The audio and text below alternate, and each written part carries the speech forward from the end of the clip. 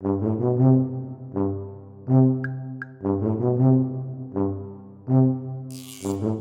back to Talking Shit, where we are talking all sorts of shit. Schitt's Creek, that is. And today, we bid adieu to season 1. We say our best to Bob Cratchit. And of course, I'm not alone. I'm welcoming in the disgruntled pelican to my Simply the Best, Stuart. Stuart, how are you? I'm good. I still don't get that reference in the slightest. You're not gonna for a while. We're at the end of season 1. We've done it. I'm really excited. I mean, it flew by. Of course, it's only 13 episodes, so probably going to feel that way. But it really has flown by. And yet I do think, like, from episode 1 to episode 13, we've seen some character growth for some of these characters, not all. Yeah, and totally didn't expect it. I was thinking we'd go into this, it would be a lighthearted comedy, get some, like, good jokes. I didn't think that this show would devastate me in season 1, as it has done. Oh, it's only going to get worse, honestly. Like, in terms of the emotionality, you're only going to feel more as time goes on. Because as most people say, I'm going to reiterate here, I think season 1 is the worst season of the show. So there's so much more on the way that I am so excited for you to see. Yeah. I'm so encouraged by that, because everyone says, like, season 1's the worst, it gets better from here on out. And I'm there going, I really enjoyed this. Like, really enjoyed this. So if it gets better, it's not going to be a bad thing in the slightest. I don't know how it can improve, though. I mean, maybe tying up some jokes, kind of improve, like, kind of the story arcs and things. But yeah, it's a big thing to, like, eclipse something that is already this good. Yeah, it really. Season 1 sets the stage, but I do think, like, having that launching off point for the rest of the seasons, and the growth that you're going to see from these characters, it's all just so good. I do think there are some characters that don't quite find their footing as much, or maybe don't have as much growth this season that we'll talk through, that they certainly, I think, get more to do and better storylines in subsequent seasons. So, but I'm happy to hear that overall you're really pleased with season 1, because, like, gosh, in my mind, then it's like you're gonna, like, adore the rest of the seasons. I can't think of any season that I was a bit like, oh, it's a bit of a step down. Like, no, I don't feel that way at all. Can you imagine if I become really contrarian and turn out I hate seasons 2 through 6, and just everyone listening hates me now? Yeah, it's always possible, but I just don't think it's very likely. Everything crossed. Everything crossed. Yeah. Well, we're here to break down season 1. Before we jump right into season 2, we want to take a moment, take a step back, and kind of analyze season 1 a little bit. We're going to talk through all the characters and their journeys this season. We're going to talk through some character rankings. We have yet to rank the characters, so we're going to do that, which should be fun. We're going to talk through MVPs and LVPs of the season, including our who won the Disgruntled Pelican, as well as the Simply the Best. And then Stuart's going to make some predictions for season 2, which should be interesting. I can't wait to hear that. We'll go through some feedback. Yeah, I mean, they don't call you Nostradamus for nothing, Stuart. They call me Nostradamus? They do. They call you Nostradamus. It's really a mouthful, but they do call it. It's the most tenuous pun I've ever heard in my life. Nostradamus. No. I think it works. Glad you do. Love that journey for you. And then, we'll set up season 2. And the good news is you won't have to wait that long. It'll just be 1 week until we're back with season 2, which I'm really excited for. I'm looking at the list right now. I have it up on my other screen of the episodes in season 2. And the fact that I know a lot of these episodes just by looking at the name should indicate, like, how good they are, that I could tell exactly what those episodes are just by looking at the name. I'm really excited. So let's hop right into things, Stuart. Let's go through some character breakdowns. Let's talk character. At the top of the list, I have our patriarch, the guy who kind of got them all into this mess in the first place, Johnny Rose. Good old Johnny Rose and his pocket squares and his suits that he hasn't still got out of. Johnny's been an interesting character, because I thought what with it being kind of like the patriarch there, and it really does open strong with Johnny, and I thought that he would have more of a kind of like a lead in this. But I was really kind of encouraged to see him not take a massive step back, but like allow it to be more of an ensemble situation with the whole family, and to like kind of give some light to both the kids and also to Moira. How could you not? But Johnny is, I think, of all the family characters, I think the one that I have resonated with the least, and I have kind of seen the least amount of progression with. But that's not to say that Johnny has been unlikable or anything. I think Johnny has some of the best delivered lines of the entire show. If it weren't for Johnny, we wouldn't have had the cabin be as amazing as it is, which is, I Yeah. think, one of our standout episodes of the season. I think it's the standout episode in terms of jokes. So yeah, Johnny's yeah. I can't imagine the show without him in the slightest. Can you? No, I think the thing with Johnny is he's more of like the straight man, if you will. Hmm. Like it feels like he is the one that is always helping others with their like jokes and storylines. He's very supportive. Both, I think Eugene Levy as an actor is really great to have like to bounce off of. Like, as an example, right? I was rewatching season 1 and I got to the scene where Moira is doing the encore of Danny Boy in the church at the funeral. And while that alone is absolutely hysterical and will grab your attention, what's absolutely wonderful is having Eugene Levy standing next to Catherine O'Hara eating an egg sandwich, and the way in which he's eating this egg sandwich is also cracking me up. So again, it's not that it's just there's so much like more over the top characters, and Hmm. Johnny isn't himself inherently over the top all the time. So I think that he sometimes gets a little bit missed, and I would agree with you. I think he doesn't have as much growth this season. I think there are a few more characters who kind of outgrow him a little bit.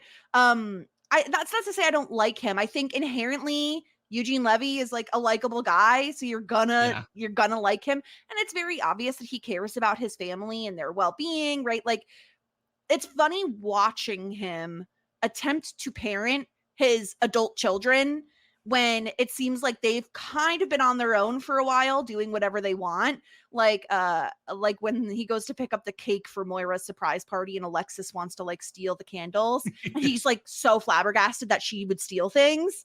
I've um raised a thief. yes. So it's Go like look at the car. it's small moments like those that endear me to Johnny, but he's one of the characters that I think will enjoy more in later seasons. I think this just isn't his season, you know? Yeah, and like you said, you have to have the straight man to fall back on. Like the kind of the goofballs can't really excel unless there is someone who is Right. pointing out how outrageous their behavior is. But what is also good is that it doesn't take Johnny away from that world of being kind of outrageous with their expectations for life and with the absurdities that they do live in. Like Johnny still has those ridiculous expectations of like a breakfast that Stevie can provide really early Yes. on in the current series, and then harassing Stevie for towels only for like kind of someone in there with you. Yeah. Blink if you're in danger. Like these kind of, I think, simple and earnest, I think, reactions that are just fully based in like in his head as normal things couldn't really be done, I think, better by any other actor because yeah, Eugene Levy carries the role completely. Yeah. And I do think like there is a season specifically I'm thinking of that is so excellent for growth from Johnny that we haven't gotten to yet.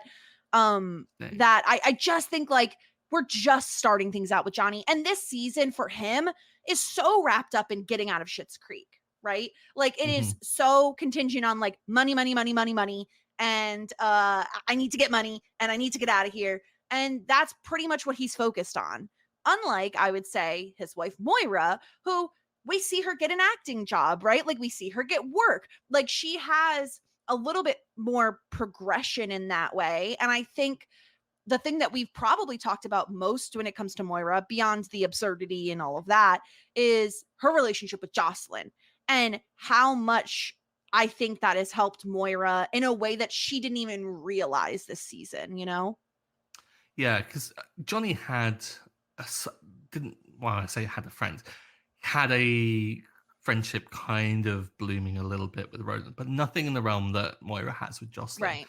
And I think Moira finding Jocelyn, who isn't so much a kindred spirit, I think like Moira thinks Jocelyn, I think almost like a little sister in that she kind of wants to protect it. It's like, why don't you leave this place? And she feels sorry for her because of Roland and the situation, but then comes to kind of realize at the end that Jocelyn is actually pretty happy where she is.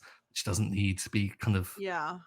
mollycoddled like by an older sister. But having Jocelyn almost as a grounding influence in Schitt's Creek and just reminding Moira that yeah, okay, it's not to your tastes, but this isn't hell on earth right here. Like, yeah, it's Schitt's Creek, but it's not that bad.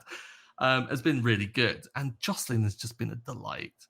Yeah, I think the way Moira treated Jocelyn, most specifically in the very beginning, and even, I mean, she hasn't had that much growth, you know what I mean? We gave her some credit, Mm, but like, I think she almost treats her like, I picture Moira having a lot of assistants when she was rich, and mhm.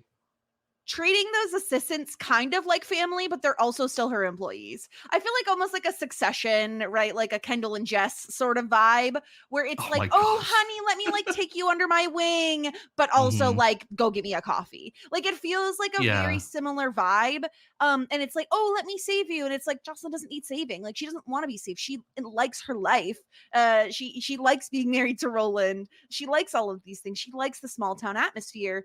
And what I think we also get from Moira that we don't get a ton of, more specifically from Johnny, we get a little bit on the kids, but is Moira's backstory. Finding out that she comes from a small town like Schitt's Creek mhm. and that she wanted to get out of there. Like she was desperate to leave. That's really interesting.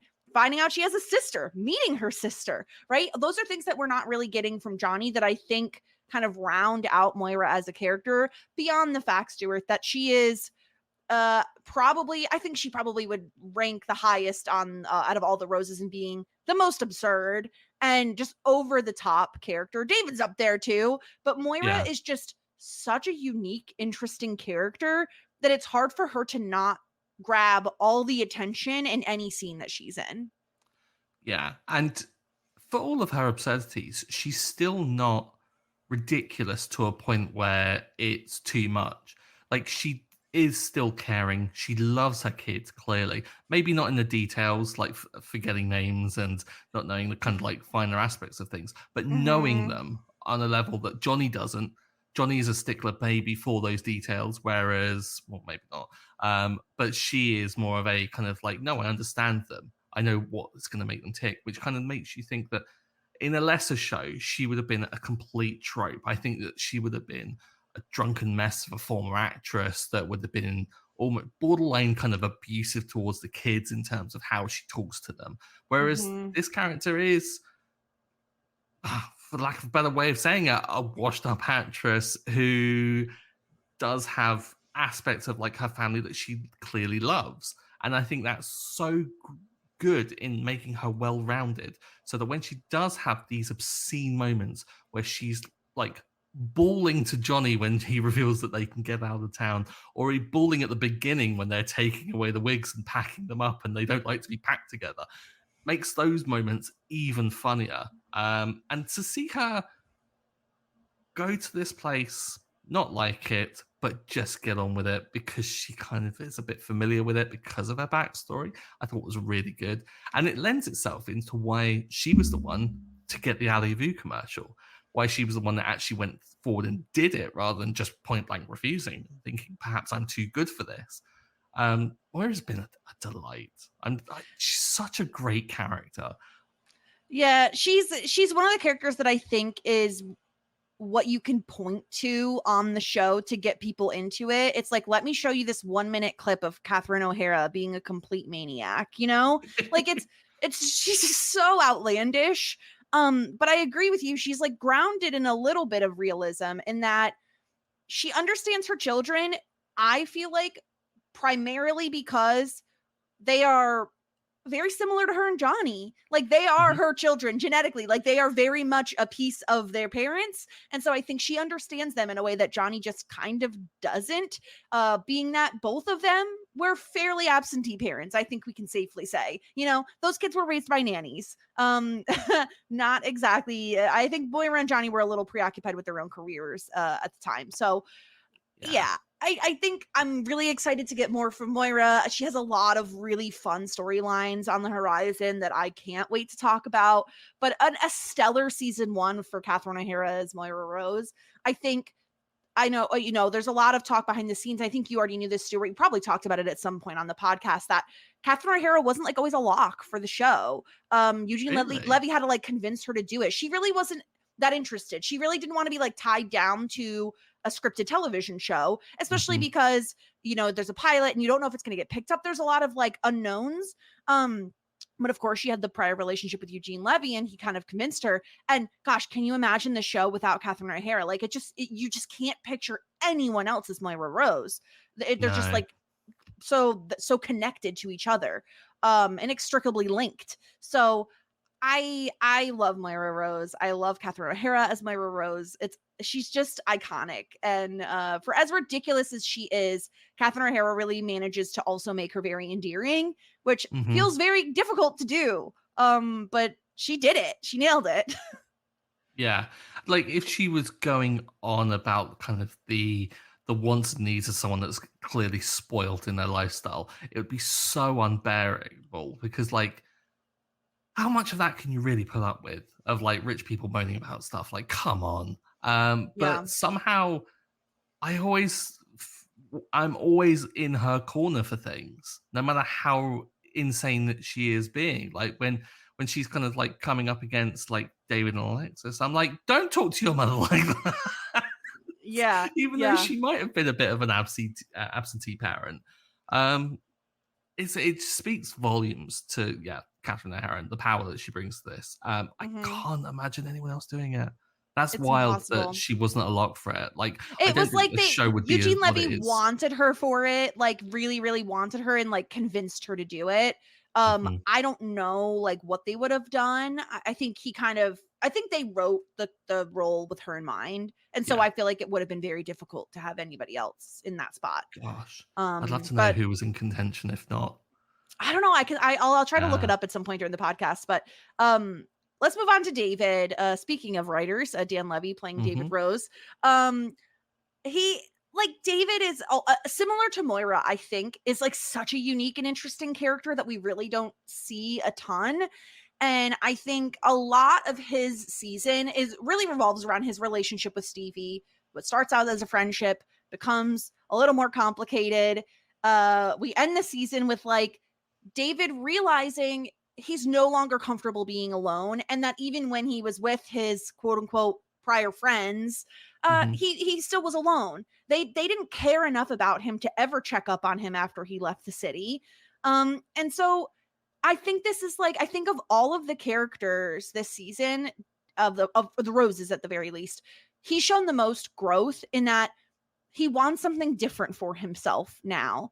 And Mhm. unfortunately, it is not does not go hand in hand with what Stevie thinks that he's proposing. She's thinking he wants something more romantic. And we leave the season with him kind of driving away. And I'm really intrigued when we get to the prediction section, Stuart, to hear about what you think is going to happen with David because you know he's the most cliffhangery of the Yeah. characters, I would say. But what do you think about David and his journey through season one? I think we talk about Johnny and like his MO being getting out of the town, like making up for the financial loss being partially kind of like his fault Mm-hmm. because it was his financial advisor that kind of did it all and he was the breadwinner. David starts out with that same MO of wanting to get out of the town, wanting to like go back to the way things were. And even in early on in season one, like episode one, we hear about how awful both David and Alexis's friends are in and how kind of vapid they are because they're only there for the money. And as soon as the money's not there, they're dropped so quickly. And Mm-hmm. David's used to really bring some depth to that which could have been just that throwaway line that came really early on in the season and never really picked up again. And that just is a explain away of just why they haven't been rescued by their rich friends. And it adds a sadness of it that is so deep because when someone it's one thing for a character to be lonely, but when a character slowly realizes what they've been missing out on from finding it in a place that they never expected it to, gosh, it hurts because you Yeah. see the pain that he's going through. And that's why this season's devastated me a little bit because I didn't expect this at all. Like I said at the beginning, Hmm. I was expecting a couple of jokes, have a nice time. It's a short little comedy. And I didn't expect to have David driving away and me just be like, no, David, come back. It's- Yeah. Yeah, I think the thing that I love most about David, one of my favorite storylines from season 1 is him realizing panic attacks are real and that's what he's Mhm. going through. As a fairly anxious person myself, um I find it really funny that like to connect with David in that way and him, it made me really sad simultaneously to think that like my gosh, this the fact that you haven't like been diagnosed with anxiety, David, with all the resources and money and all those other things that you've had available to you is really sad and scary. And I felt awful for him. And it does feel unlike Alexis, who we'll talk about. He's not a social butterfly. He doesn't seek out other people. Alexis goes to that like keg party in the middle of the woods or whatever, and she's just like, this eagle likes to fly solo, and just goes Yeah. off, right? Like that's not David. David is uncomfortable in those situations. In fact, lies about like, oh, Alexis wanted me here, and it's like, no, David, you were like seeking out a person to have comfort in, which is where Stevie comes into the picture. And Stevie is like exactly what David needed. Mhm. She's snarky, so like she'll give it back to him, which I think he does need, especially to push him outside of his comfort zone. I think he really does need someone like Stevie. And they're just like kindred spirits. And I think he's surprised to find someone similar to him in a town that he would never step foot in otherwise. So I've grown to really love the David Stevie relationship. I think when I first watched the show, it didn't really stand out to me, specifically in this early season. It never really stood out to me as anything like super compelling. There were other things that really were like fighting for my attention. But on a rewatch, I think like it is such a foundational friendship for David. I don't think he Mhm. has the growth he has this season if not for Stevie and him realizing, wow, like I guess this is what friendship is. And I guess those other people maybe weren't my friends and maybe I was really really lonely. And that realization, I think you need to have those realizations before you can actually like do anything about it, you know? Mhm. Having Stevie is just the biggest gift like that David could have got in this town. And as hard as like David's going through it at the moment, it's a good thing because David's like living truth. Like he's not being lied to by friends that don't really like him and just hanging around and using him and stuff. Instead, you've got Stevie who is telling him as it is. Like when he asks if there's a business center in the motel, and Stevie claps back with, "Oh yeah," like and with more snark. It's what he deserves at times, Yeah. which is what friendship is about at times, because you do have to say hard truths to people. And I think the way in which Stevie does it as well is exactly my kind of friendship. Like, I say the most abhorrent things to my friends that I would never say to people I actually dislike, because to actually dislike someone, they get apathy. They get nothing from me. Whereas my Mhm. friends, they get real kind of like deep seated, like horrible things that I'll say because I love them dearly. And Mhm. it's that kind of, I think, is how Stevie expresses it as well. Because if you know how to banter with her, if you give the snark back to her, she's like, ah, we can dance. Like this is Mhm. gonna work. And so when David does kind of give the reactions at first and then starts kind of seeping in these kind of like small little barbs back, you can see it developing. Do I Mhm. like the way in which it's meandered to where it has got? Not entirely. I mean, I was not on board, then I was on board with the relationship, then I was not on board. And I think I've kind of jumped on and off it just as much as they have each other. But it's and horrid, right? I was gonna let it slide, you know. But I think it's in the long term, I'm hoping it's going to be a good thing because it then eliminates that as being this lingering, but what if? Hmm. And because it's been explored, it's been shut down by one half of it. And I think that Stevie will get over it. I think because Stevie values the friendship. I think David will get over it because he values the friendship. And the two of them are going to be friends. If David comes back, that is, which I mean, I have high hopes. I mean, I Yeah. doubt that Dan Levy's going to write himself out of the biggest thing that he's His ever own done. show. Yeah. Yeah, Um exactly. yeah, I do agree. I think I wish they would have ended the Stevie and David thing earlier, like when they originally did, when they agreed to just be friends and then have a glass of wine and be done with it. I had wished they had ended it there. It is the biggest mark against season 1, I think, for myself personally. Mm. It is the thing that I dislike the most from season 1. Followed quickly by a storyline by one of our next characters, Alexis. Oh, here we go. Yeah. Alexis's season is really interesting.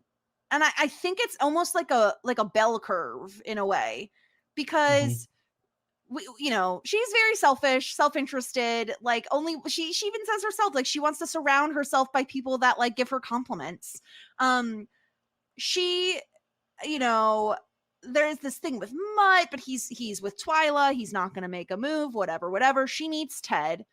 They date very briefly. I did a rewatch of the season, Stuart, and when they have that dinner party, we had said on the podcast, I couldn't remember. It was like 2 weeks or 2 months. I knew 2 was a number in there. It was 2 weeks when they had that dinner Yep. party, and that was episode 10. There are 3 more episodes of the season. They couldn't have been dating for longer than 2 months, and that's maximum. Nope. And on top of that, Stuart, they didn't even exchange I love yous before he proposed, which is like psychotic behavior, in my opinion. Like, okay, here's my rule for proposing. You should never propose if you don't know what the answer is going to be. And that answer should be Mhm. yes. Like, Yeah. don't ask a question you don't know the answer to, you know? Like, Ted, what are you doing? Like, we get on Alexis's case. Fair enough that she, like, is pretty much contemplating cheating on Ted the entire time she's with him because she likes Mutt.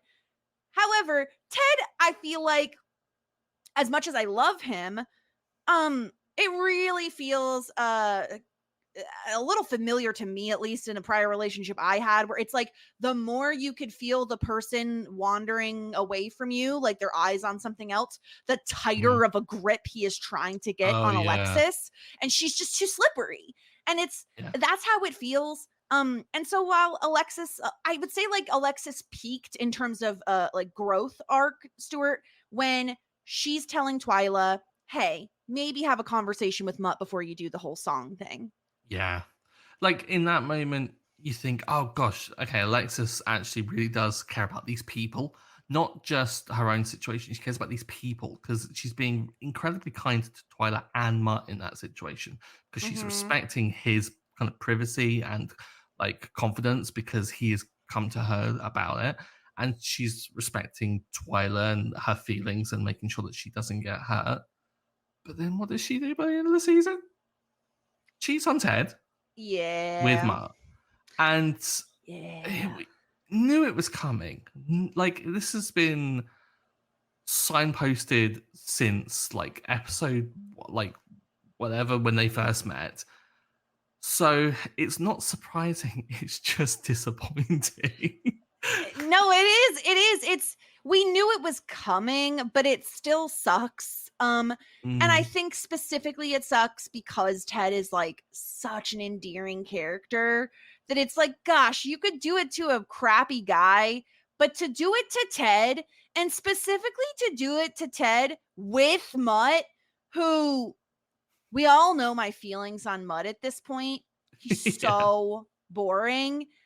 I'm offended that she would like cheat on Ted with Mutt because Ted is just the sweetest little sweetheart. And she really it's like self-sabotage, right? Like maybe Alexis and Ted aren't meant to be because their personalities clash a little bit. He is a very sweet guy. She will kind of manipulate and take advantage of someone in that way. Um, Mhm.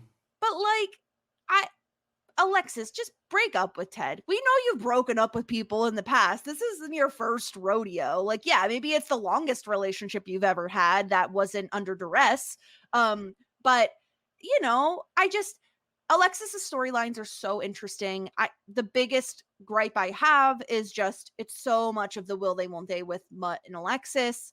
And it gets frustrating at times, specifically because I find Mutt to be such a nothing. If it was a character that I actually was interested in, Stuart, like imagine a world where Mutt is actually a compelling character. Maybe he's still not like a good guy like Ted is. Like maybe he's the bad boy, Mhm. like a Sean Hunter to Corey Matthews sort of situation. Like Ted is the Ooh. Corey and Mutt, this new Mutt is the Sean Hunter.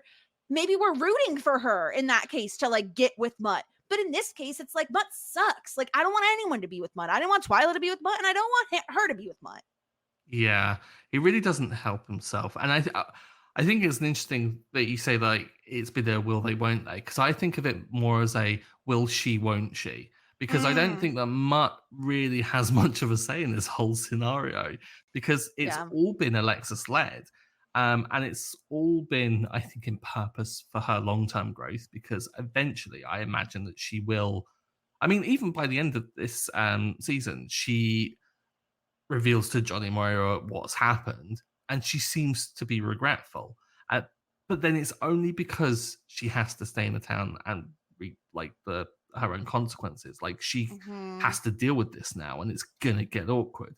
Whereas if she was getting away from it, she'd just run away and it wouldn't be an issue.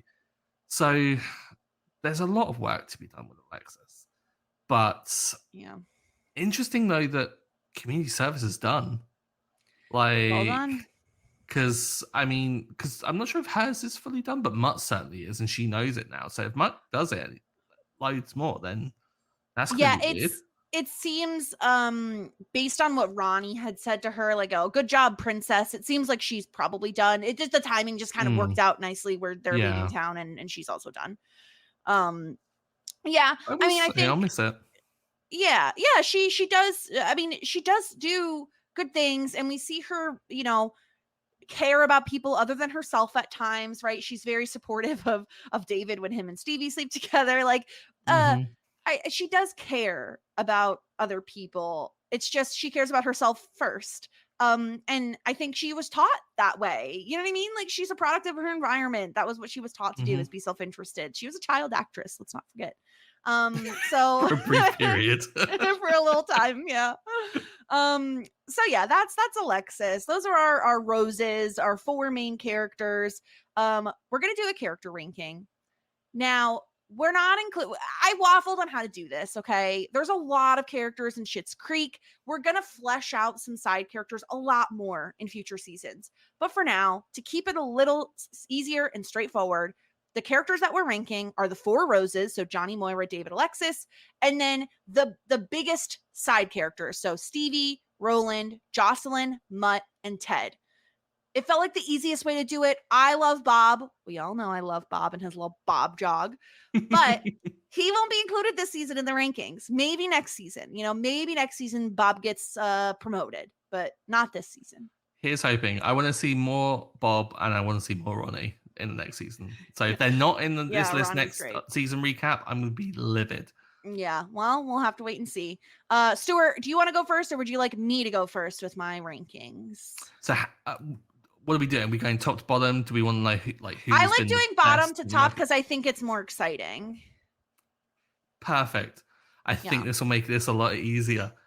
Mutt's at the bottom. Obviously, Mutt's at the bottom. Mutt Job. sucks. He sucks. He's the worst thing you could be, and it's Mhm. boring. Capital B, boring. Exactly. He's brought some drama to it, and I love drama. I live for it. Mhm. But this is not the kind of drama that I'm after. It's almost And like also, against if his you, will, he's brought drama. yeah, yeah, he's been involved in it just by existing and having abs. This is not, yeah. What's the point of him? Get to the bottom. That's where he Yeah. belongs. Yeah. Especially when your parents are Roland and Jocelyn and you're a boring character. What's wrong with you? There's something wrong with Mm-hmm. you. You know, your parents Yeah. are great. Come on. All right. Second up from the bottom, I have Roland. Interesting. That's not Yeah. where I would put Roland in the slightest. Interesting. Here's the thing. Roland has moments. I think he has he has a rough start for me. And the pillow under the shirt doesn't help matters.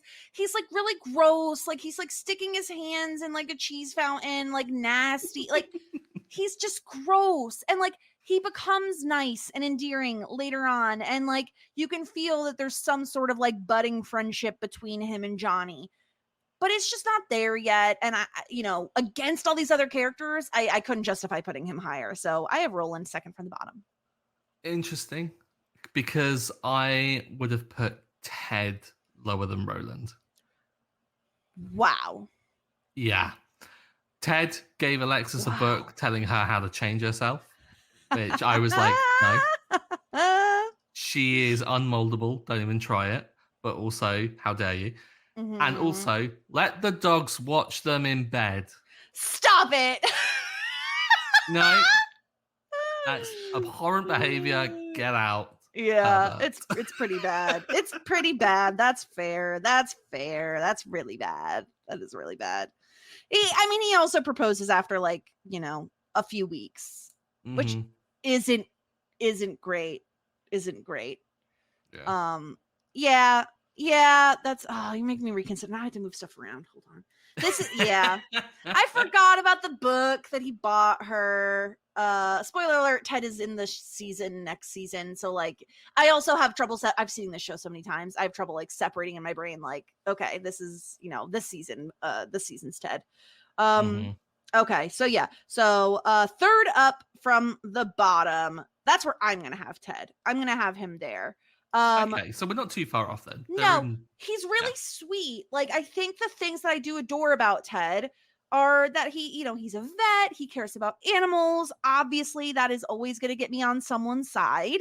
I just think like again, like I feeling like you're being suffocated in a relationship is awful. And he's suffocating Alexis. Like he is trying so hard to hang on to her in a way that's only makes her want to run away more. And I just think he has a little bit of growing to do in that department.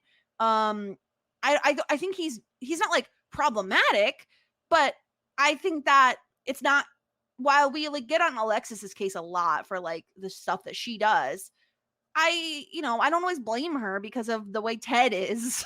He's just being a lot sometimes. So yeah, I'll put Ted third from the bottom. So I put fourth from the bottom. One of the Roses. Johnny Rose. Wow. Wait, you skipped Roland. You have Roland third from the bottom. Oh, Roland third. Yeah. Roland third from the bottom. Okay. Because Roland, I think, for everything that's been described, he's disgusting. He makes the worst jokes. May have, if we are to believe Brenner, and we'll get to the feedback at some point, may have killed off the Rose's ability to leave town. But yeah, I think it's more than deserved. I think that he is a step up from the others purely for the fact that he has done incredibly kind things. And I think maybe even without them intending to be kind, like he's been loaning Johnny his truck this entire time. Yeah. He gave him the use of the cabin. He invited them to their little kind of like Hawaiian soiree that they had. Like Roland can do nice things at times. I mean, he helped Johnny out at the unemployment office. Yeah, he did. Like he's not entirely irredeemable, but still, he is a disgusting pig when he wants to. Yeah, that's the problem, right? Is he is a disgusting pig. And if not for like the very beginning few episodes and that behavior, I think he would probably end up higher on both of our lists. But such is life. Maybe next season, Roland. But yeah, let's talk about Johnny, because actually I also have him fourth from the bottom. And it stinks. Yes. Like, you don't wanna do that, right? Like, because it's Eugene Levy and it's Johnny and he's so Mhm. sweet and, like, he really does care, but there are times when you're like, "Gosh, Johnny, like, you're being a jerk." Like, the Moira commercial episode, the worst look for Johnny, like, he's trying to, like, be way too involved, he's trying to, like, I don't know. He's trying to like control everything and because he wants a job and he wants success, but let Moira have it, you know? It just there are certain times where like his behavior really rubs me the wrong way, but you know ultimately like he's trying to care for his family and he feels very guilty about they're even in this situation to begin with.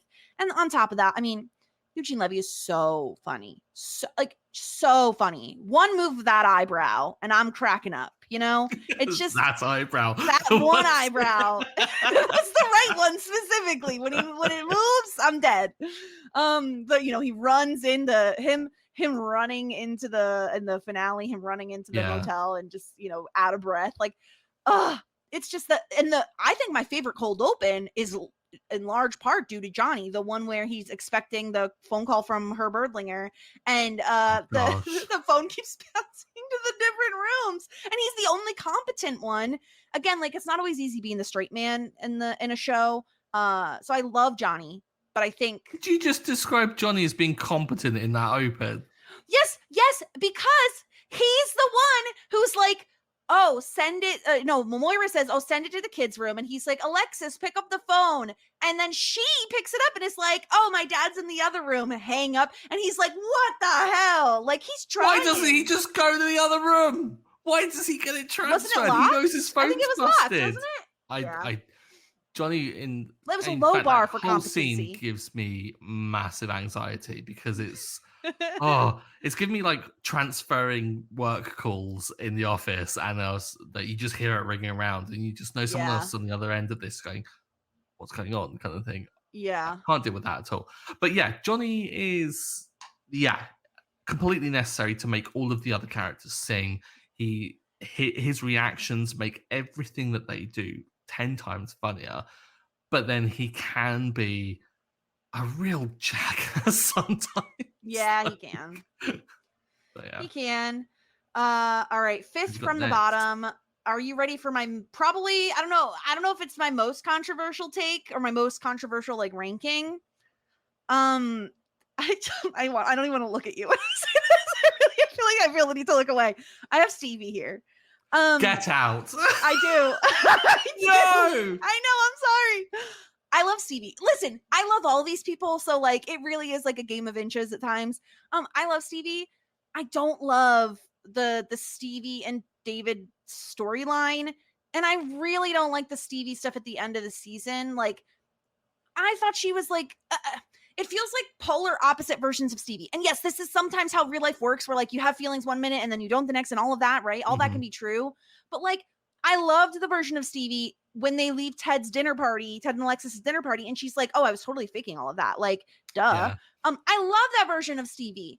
And then like the end of the season, like she looks so hurt and it like it didn't like quite always add up for me. Beyond that, I'm not always into like the super dry sense of humor that Stevie has. I like it's not always my cup of tea. So I love Stevie. I don't think this is her best season by far. Like there's so much better Stevie content on the horizon. Um Not my favorite Stevie stuff. And while I do like Stevie, I just like other characters more. So that I have Stevie there, fifth from the bottom. Wild. I had Alexis in that spot, Mhm. which I think kind of middling. Um, because as problematic as Alexa's behavior is, Alexa still for me is one of the funniest in terms of like jokes. Like she comes out with some absurd things that she says, like chucking the Mhm. muffin at Twyla just still cracks me up every time I see it, and Mhm. just that kind of look of I'm actually genuinely sorry. The turning up to community service, like inspired by Naomi Campbell, and like dressing to impress for all of it, just the commitment to everything and her refusal to let Schitt's Creek shape her, I think is incredible to see. But still, I can't rank her higher because the whole mutt of everything. But I don't. It's weird because I judge Mutt for this whole storyline completely, and yet she's the catalyst for a lot But of we it. like her Because, more. but yeah, that's the thing. She's Is more like interesting. I accept it because I like her, and that's Yeah. really bad. You Yeah. shouldn't do that with Well, it's people. because she's like, she doesn't know any better, you know? Like, she's like, I don't know. I excuse her Oh, we're behavior a little such more. enablers. I know, I know.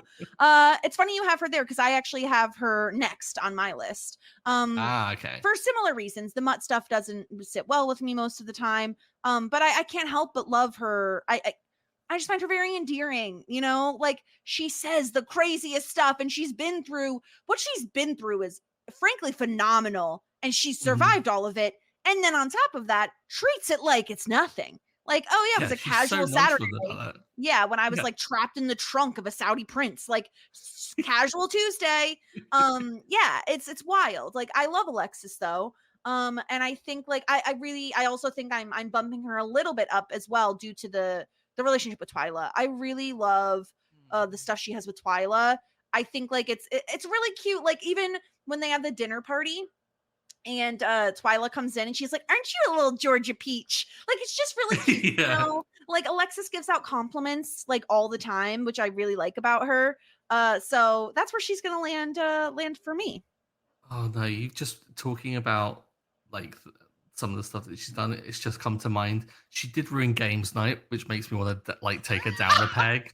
She really did. She But did. no, Did she you is where see she his is. eye twitched 5 times? Drink Drink. it, bitches.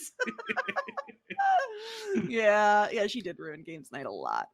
All right. So we're at top So that three. is yeah, I was gonna say that is so we're down to I'm looking at my own list. We're down to the top three. Who is third on your list? Okay, it's gonna get controversial because I think a lot of people are gonna expect a lesser name here. Moira Rose is my third. I'm offended. I'm Yeah, offended on behalf of all of the people in the world. this is not a bad placement in any way. I just think that Moira hasn't had a substantial storyline to justify putting her higher. We've had the whole DD situation, but as we have ranked in our own, I think that's one of the worst episodes of the season. So I can't say that she's had a great story. I think we've got some great backstory from her, but in terms of the character itself, she's what drags Moira up as high as what I've put her because she is hands down like the funniest character on the show for like the things that she comes out with and the way in which she plays it. The wigs of it all, I love them. I wish we get more into that in like kind of later seasons. Yeah. But I can't with good conscience put her higher because I don't think that there's enough substance to. And Interesting. I love me a story. I feel like the Herbertlinger episode alone would have me put her higher than that. Just We have because that's such different it's ways of ranking this, and I love it. I love Moira. I would personally have her higher. I won't spoil where I have her, but I haven't said her name yet, so she's up on my list. Mhm. In third place for me, I have Jocelyn. And I will say this rewatch has done so much for my love of Jocelyn. I don't think I ever really appreciated her as a character enough. I feel like she always felt like more sidekicky to me, if that makes sense. But like she holds her own. And I really respect the fact that, like, gosh, going up against a character like Moira Rose, difficult at the best of times. And Mhm. she handles her own. Like she does. Like I love that scene. The scene that most sticks out for me for Jocelyn is the scene where after Jocelyn takes Moira to get her hair done, um, and she says like, "You better get used to Schitt's Creek because you might be here a while." I just Mhm. love that from Jocelyn. I really Yeah. do. So she really like I was so surprised by like, and it was probably partly due to you, Stuart. Like you love Jocelyn so much that I think it opened my eyes to like how great of a character she is. So yeah, I have her third on my list. I really, really enjoyed Jocelyn this season. So I have miscounted my own list. Moira was my Ooh. fourth. Oh, that's even worse for Ah, you. I'm even more I know, upset right? now. Because I realized Jocelyn's my third in looking at, Oh, yeah, Stuart okay. needs to scroll down his own list. Which, yeah, similar vibes. Like, I think that Jocelyn is, maybe aside from Twilight, Twyla's incredibly adorable in this show. And I kind of want to give Twyla flowers just for the hooker story alone. And the outrage at not being able to tell it is still one of my favorite scenes. It's so But no, funny. Jocelyn is this absolute nugget of wisdom. When she tells Moira, "Yeah, you might be here a while," and but then also having Moira kind of push back and feel comfortable enough to do that with Jocelyn because she knows that Jocelyn is a good soul that won't necessarily judge her. I mean, I don't think Jocelyn judges anyone. She's married Yeah. to Roland. She can't. Yeah. So, but Yeah. she. The only thing I would downmark Jocelyn for is the fact that she is Mutt's mother. That's her You only raised negative. that? Exactly. What went wrong? Well, Oh, I yeah, have to Roland, also yeah. mark her down. I love cheese. And the fact that when Johnny tried to put a cracker on her cheese ball and it like crumbled, that's a bad cheese ball. That's a real bad cheese ball. I'm just saying. Oh, gosh. But she did Cheese want should to not break come out in the ball cheese fountain form. when they were getting high. So credit to you, Jocelyn. Credit to Oh, you. yeah. Yeah. And she knows how to cut loose now and then. I She love it. does. She knows how to Yeah. party. Yeah. I love Jocelyn. All right, so we're down to the final two here. So to set the stakes up here, I have two of the roses. I have Moira and David left to rank. You have David and Stevie left to rank. So both of us Mhm. have David, which is very exciting for David to be Yes. so high. Um, I'll say in my number two spot, I have Moira. So David is my number Wow. one character. Moira comes in second. Moira is such a unique character. I mean, I've talked at length about how much I love her as a character. I think she's just so outlandish and ridiculous. The reason I gave David the number one spot is because of the growth arc. I think there's a little bit more there. I think he has just a little bit more to flesh him out as a character in terms of, how lonely he is and him wanting to not be so lonely anymore. Whereas Moira, to your point, even with having her sister come into town, I still don't think has as much growth and as much dimensionality as David does. Mhm. And for that reason, David, I think just is a smidge above Moira. I love both of them, obviously, but I think I have to. If I'm picking favorites, I think I'm going to put David at number one. Okay. Don't hate me, everyone, please. I had David second, I'm Stevie upset. top. Shouldn't be. It's a good thing, Jess. It's a good thing. So Mm-hmm. David quite rightly deserves to be incredibly high on this list. Has the I think the best arc of any character on the show in terms of like the amount of change and understanding that's gone into them. The whole wine analogy, for that alone, like top tier immediately. Yeah. Um, the only reason I put Stevie above David in this is because every time Stevie is on screen, I am invested 100%. And I don't know what it is about Stevie, whether it is the fact that I do love really snarky humor. Mm-hmm. It just that's my humor to a T. But I think it's also whenever we get Stevie on screen, we tend to get David on screen. It's very rare that we get Stevie without David. So really, these two are kind of linked. And if I could give them both the same slot, I think I would. So, but I'm going to give it to Stevie because David at times can be a little shit. Stevie has rarely been a shit where I've gone, oh. The only time was when she was a bit of a dick post, let's be friends. Yeah, when But he that wanted to was go get the cake, or not the cake, whatever, the tart or whatever the hell it is. yeah. Yeah. But again, that was in response to David being a bit of a turd and saying, like, just drive me, Yeah. like, almost expecting it. Um, so yeah, it's really close. Like, I Mhm. don't think that it's a mass. There's no huge gap between the two. So yeah, I figured I'd give it to Stevie this time. I'm gonna All give it to right, Stevie. Stevie, number one for you.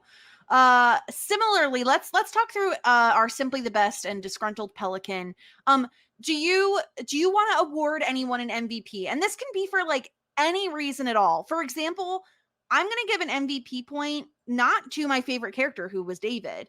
I'm going to give Mhm. an MVP point to someone else because there is someone who like honestly made me laugh the most. And for whatever reason, that was what I was valuing this season, you know? Like it's not always going to have a specific set reason or rules.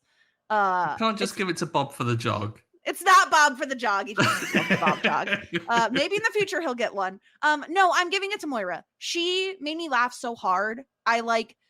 Gosh, she's so funny. Like the Danny Boy scene alone, I can't. It's Yeah. so funny. So yeah, I'm gonna give my MVP, my simply the best, like overall to Moira. What about you? I'm gonna give it the exact same. The Allez-vous explainer, like the bad acting, the wine, the like the Danny Boy, Danny Boy Yeah, alone, it just elevates her completely. Yeah, I yeah. think Moira's gonna get mine. Do you have any guesses as to points wise, who won the simply the best this season? Ooh, certainly not Mutt. Certainly not. In terms of the best, possibly Moira. I think we've been really high on Moira the whole season. Yeah. I don't think she's ever been given a negative, which I think Moira really works in her favor. Yeah, Moira ran away with it. She had 11 Yes. points. Oh, 11 points across 13 episodes. The person who came in second was Stevie with 4. Like, not wow. even close. Moira slaughtered the competition, and I was honestly shocked because we'll talk about it. I mean, you know who's going to get the LVP, so I'll just David only got 2 points. And I was just like Wow. astonished that he hadn't gotten more. And I'm wondering if like maybe the episodes he had really good ones of, like Moira just was like a little bit better, or like someone else was just a little bit better. I find it Mhm. fascinating, but yeah, Moira really stomped the competition. I mean, incredible. Obviously, it's Moira Rose. Yeah. Um, Scene let's do stealer. she is a scene stealer. Let's talk LVPs. I mean, come on. Is it anybody but Mutt? He's boring. I Nuts. don't like him. Enough said. I don't want him on my screen. All he is a beard. That's what he is. He's a beard and abs and nothing more. And I'm tired of seeing him. That's where I This is stand. so mean. If the actor ever hears us acting like this, I said, that'd be listen. Oh, I wild. let me be very clear. It's not even necessarily like the acting. It's the fact that like, what does he have to do? Like, what more Mhm. is there to him? And if anything, honestly, and I hate to say this because you know I love Dan and Eugene Levy, it's more of an indictment on like the writing. Like, I don't think he has much to do. Like, Mhm. I don't see. It's not like he's given like incredible scenes, and I'm like, this guy can't act for shit. No, it's like he doesn't really have anything to do besides the Alexis stuff. Yeah, completely. There's no complexity, there's no depth. And I think when you're layering in depth for even like Jocelyn, like and but not giving it to him and he's meant to be a more prominent story-wise character, you can't give him any awards. I think it's well deserved. Yeah, he's definitely my Yeah. MVP as well. And yeah, like you know, surprising no one. He got the most negative points. He What had was the negative score? 9. No. And the next so do you maybe for more fun this way, do you want to make any guesses as to who came in second to last? Because you obviously knew Mo was going to get the most Oh, negative points. And I'm trying to keep think in because mind that this is we like in total, like if they got an MVP, they got a +1. If they got an Mhm. LVP, they got a -1. So like keep that Yeah, in because mind. I was gonna say Roland initially, but then we also started giving him some MVP points. Yeah. So I'm thinking that maybe that might have kind of brought him back up. Hmm. I'm trying to think of who's just been objectively bad. Andy in the last episode. Yeah, Andy is so it's actually 3 characters tied for this, Ooh. all with -3. So Andy was 1. We all 3 threw negative points onto Andy. Bob was 1 because of the turkey shoot episode. Oh yes. He got some hate. Got a good hating into Bob. And Johnny had -3. He also got some Wow. +1s, but like it was the negativity that really bumped him down. So Yeah. yeah, I mean, I listen, I can very safely say there's so much better Johnny stuff to come that Mhm. I'm really happy about. uh so I'll be interested to see how the characters fare next season. So yeah, Mud is the ultimate loser, to the surprise of absolutely no one. Shock um horror.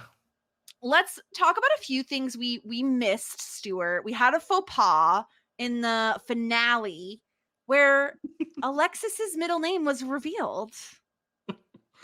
When I realized this, I was driving and I pulled over to type it to you because I was like, Jessica! I know, it was one of those things where it was in my head at the moment we were recording to bring it up, and then we were on a different topic or something, and then it Hmm. promptly flew out of my head, never Yeah. to be thought of again. Um, I thought that was a really sweet reveal and was something that built Ted back up a little bit because when again it's taking a throwaway line that you think is put out there as a joke and isn't meant to add any story depth to it, and they take that and they go, well, what if we actually use this? Which other shows just wouldn't do. Like other Mhm. shows would be really lazy. They'd find some other way of him doing something that makes him worthy of her love and makes him do this grand gesture and stuff. But they've taken this small detail, which shouldn't be as dramatic as it is. Knowing Yeah. someone's middle name when you're proposing to them shouldn't be this grand gesture. But in the context of this show, it is. And finding out that it's Claire, relatively normal. I was expecting something I kind of could wild. I have was expecting a sworn Hollywood middle name. Moira guessed Claire when she was doing her guesses, and maybe Oh, she didn't. I could have sworn though. I'll have to go back and watch. I just watched those episodes, but I wasn't, yeah. I don't know. Yeah. Indictment on us for missing that, but we'll be better next season. We promise, everyone. Don't worry. Mhm. What about predictions, Stuart? What are your predictions for season 2 of Schitt's Creek? Something tells me David's coming back. Don't Okay. know why. Don't know why. I don't know how it's going to happen though. I wonder if we might get oh the dreaded location episode or singular character episode that Okay. shows tend to do, where we perhaps see David in New York, see him be unhappy, be really Mhm. sad, and then Stevie and Co come and rescue him. Okay. Um, maybe I don't know. Maybe Josh is right though. Maybe it just sets flat tire and then hits reverse and goes Okay. back a la Better Call Saul.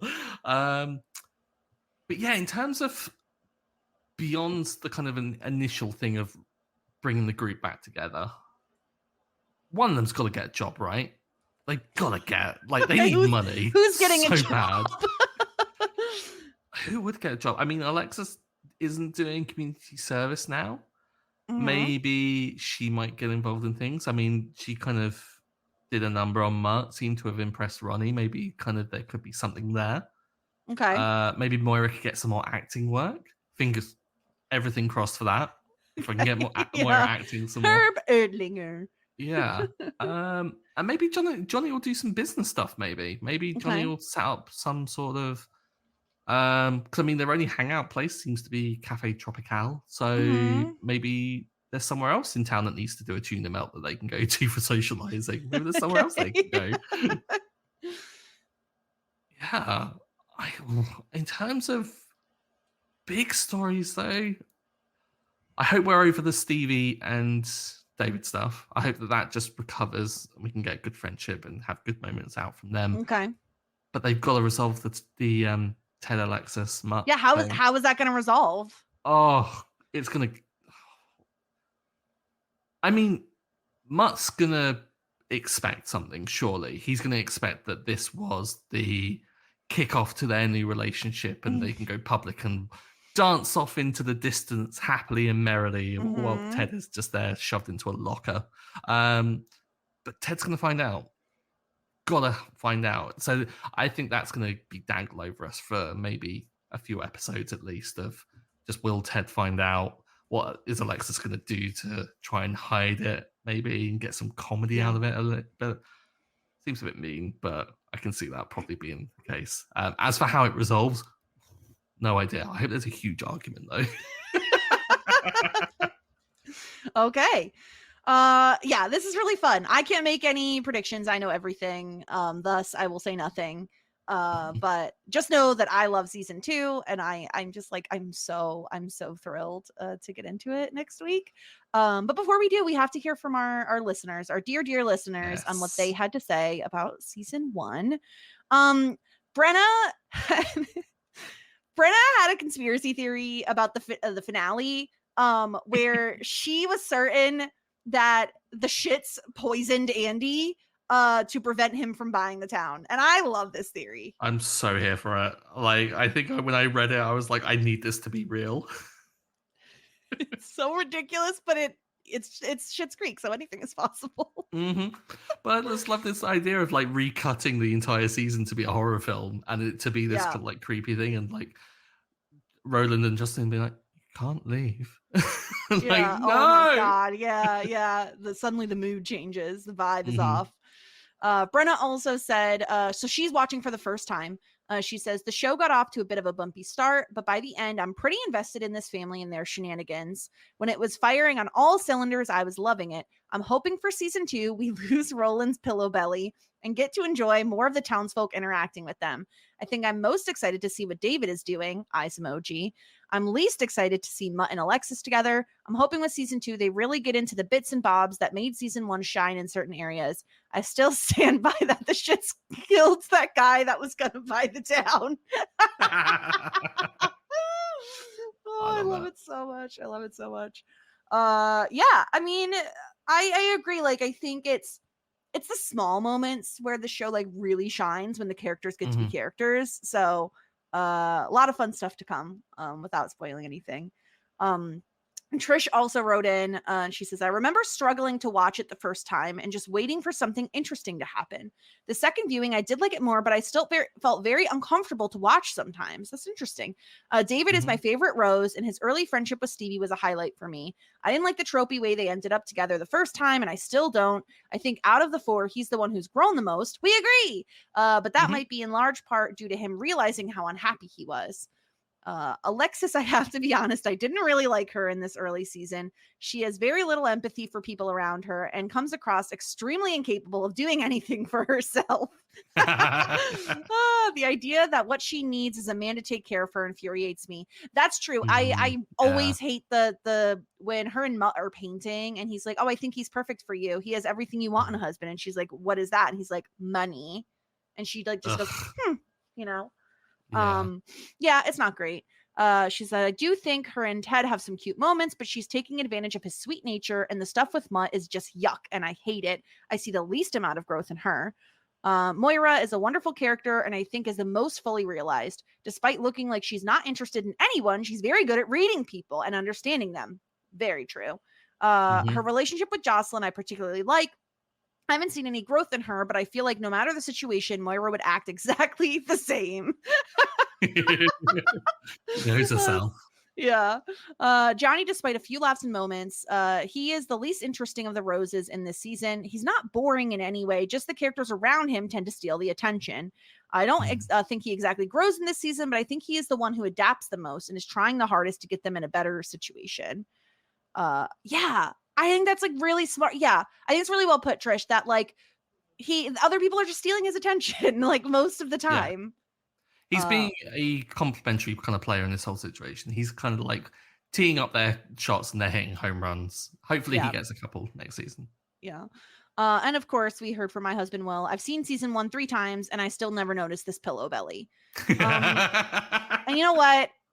I'm not sorry. It's very obvious to me. It's like unavoidable. It's in my face from the minute you see Roland. I just question whether or not it would have been such a thing had you not pointed it out to me, because I picked up on it and I was like, "Oh God, it is there! It is a pillow just stuffed." Just shattered the illusion. Would I have just put that away? As just no, that's just what it is. Who knows? It's possible. All right. Before we sign off today, Stuart, do you want to know what the premiere is titled? Yes. Finding get to watch it after this. David. Finding David. Okay, so yeah, they're going hunting for him. They're gonna go get him. Bring him back home. Are they gonna find him? Is he gonna be in New York? Like, why? Did find a nice place, but would he go there? Too much pain. I don't know why I'm asking. I'm delaying being able to watch this in 5 minutes time. Exactly. that's everything we have. You could find us at Talkin' Shit on all social media. Watch us on YouTube. You could see our lovely faces. Yeah, in the meantime, you can find me on Shit 90 Shows Taught Me, covering Buffy, covering Felicity, a lot of 90s content over there. Stuart is at Stuart Drinks Tea on Twitter. And I think I don't know. Is that it? Is that and I actually recently guested over on One Indescribable podcast talking about pushing daisies. So go check that out. And then I'm also covering Pretty Little Liars Summer School with Sarah over on Whirlwind Podcasts. So check that out. Check all that stuff out. And next week we'll be back with the premiere of season 2. And until then, everyone, warmest regards and best wishes.